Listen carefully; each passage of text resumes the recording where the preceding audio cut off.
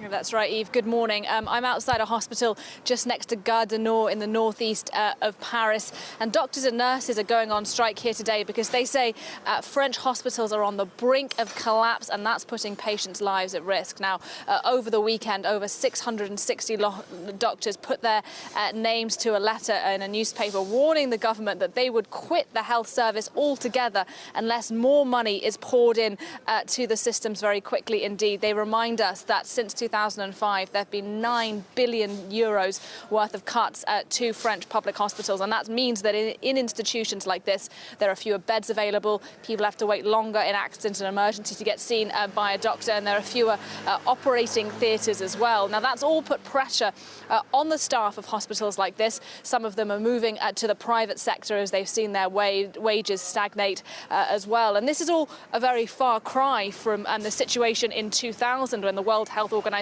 said that France had among the best public healthcare systems in the entire world. Doctors here today, though, warning austerity and cuts have meant that the situation is very grave indeed. That's why they're striking. And it is worth reminding our viewers that this strike has a very high degree of support among the general French public. Some 87% of people are thought to support doctors walking away from hospitals today because the healthcare system is really seen as a pillar of social security in France. It's something that the majority of people in the country want to protect.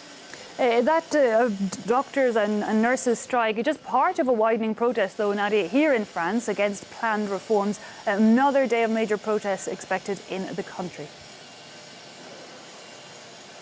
Yeah, that's right. Even by French standards, we're expecting pretty big protest today here in Paris, but across the country as well. Now, unions are hoping it'll be a real show of force and anger against the government. They're hoping to see the kind of numbers out in the streets that they saw on December the 5th, which was the first day of protest action since these rolling strikes began. Then we saw upwards of 800,000 people taking to the streets across the country. But the question is, will there be the same number of people out on the streets today? Now, yesterday we saw the resignation of the government's chief architect of these pension reforms, Jean-Paul Delevoye, and his resignation may well mobilise more people out into the streets today. He had to resign because it had emerged that he had taken money from sources outside of his government job.